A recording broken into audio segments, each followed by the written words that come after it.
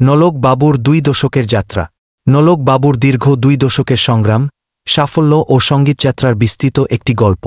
বাংলাদেশের লোকসঙ্গীতের আমিনায় নোলক বাবু, যার ডাকনাম ফরহাদ, একটি সহজ, মাটিছোঁয়া নাম। জামালপুরের একটি ছোট্ট দরিদ্র পরিবারের ছেলে তিনি, যার শৈশব কেটেছে অভাব, অনটন, সংগ্রাম এবং সীমাহীন বাস্তবতার ভেতর। মা ছিলেন তার জীবনের শক্তি, আবার সেই মায়ের দীর্ঘ অসুস্থতার দায়ভারই তাকে খুব অল্প বয়সেই রাস্তায় নামিয়ে আনে। চিকিৎসার খরচ জোগাতে ট্রেনে ট্রেনে ঘুরে গান গাইতেন তিনি।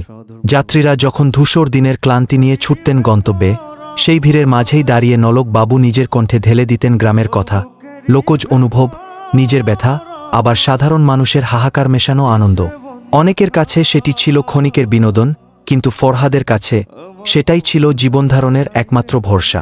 2005 সালে ক্লোজ আপ 1, তোমাকেই খুঁজছে বাংলাদেশ তার জীবনের মোড় ঘুরিয়ে দেয় অভাবনীয়ভাবে। মঞ্চে প্রথম গান গাওয়ার মুহূর্ত থেকে তার কণ্ঠ যেন মানুষের হৃদয়ের সঙ্গে সেতুবন্ধন তৈরি করেছিল। বিশেষ করে শুয়া চান পাখি, এই একটি গানের মর্মস্পর্শী পরিবেশনা তাকে রাতারাতি দেশজুড়ে পরিচিত করে তোলে। প্রায় 8 লক্ষ দর্শকের ভোটে তিনি সেই মৌসুমের বিজয়ী হন, যা বাংলাদেশের রিয়ালিটি শোর ইতিহাসে একটি অভূতপূর্ব ঘটনা।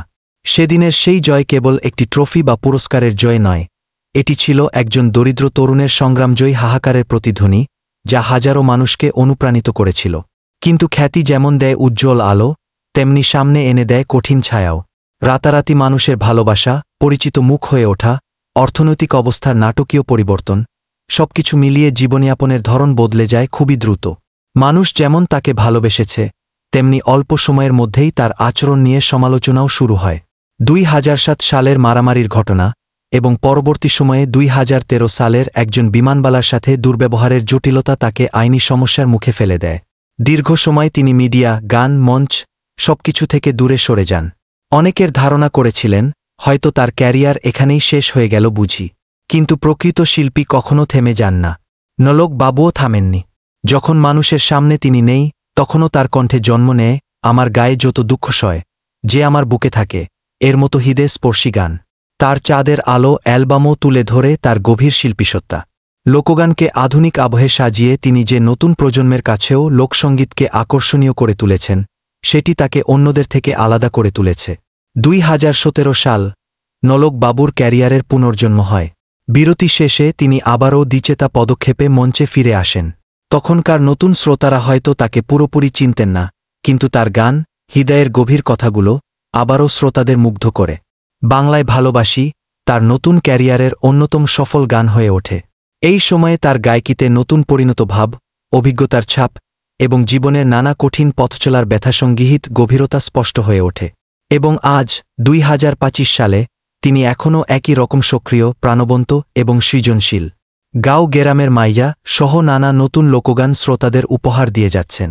গ্রামবাংলার কথা, সহজ মানুষের জীবন, প্রেম, বেদনা, হাসি সবকিছু তিনি তুলে ধরেন তার সেই খাঁটি কণ্ঠে, যে কণ্ঠের কোনো প্রাতিষ্ঠানিক প্রশিক্ষণ ছিল না, কিন্তু ছিল হৃদয়ের গভীর অনুভূতি, জন্মগত প্রতিভা এবং মানুষের গল্প শুনে তা গানের ভাষায় তুলে ধরা। নোলক বাবুর যাত্রা আমাদের শেখায়, যে প্রতিভা জন্মগত তাকে দমিয়ে রাখা যায় না, যে মানুষ সংগ্রাম থেকে উঠে আসে তাকে থামাতে পারে না কোনো ব্যর্থতা। তিনি শুধু একটি রিয়ালিটি শোর বিজয়ী শিল্পী নন, তিনি 2 দশক ধরে নিজের প্রতিভা, অধ্যবসায় ও অদম্য মনোবলে টিকে থাকা এক জীবন্ত কিংবদন্তি, যার পরিশ্রমী জীবন তরুণ প্রজন্মের জন্য এক অনুপ্রেরণা। The lives of simple people love sorrow and laughter, all through that authentic voice. A voice that had no institutional training, but possessed a deep feeling of the heart, innate talent, and the ability to listen to people's stories and translate them into the language of song. Nolak Babu's journey teaches us that innate talent cannot be suppressed, that a person who rises from struggle cannot be stopped by any failure. He is not just a reality show winner, he is a living legend who has survived for 2 decades through his talent, perseverance, and indomitable spirit, whose hardworking life is an inspiration for the younger generation.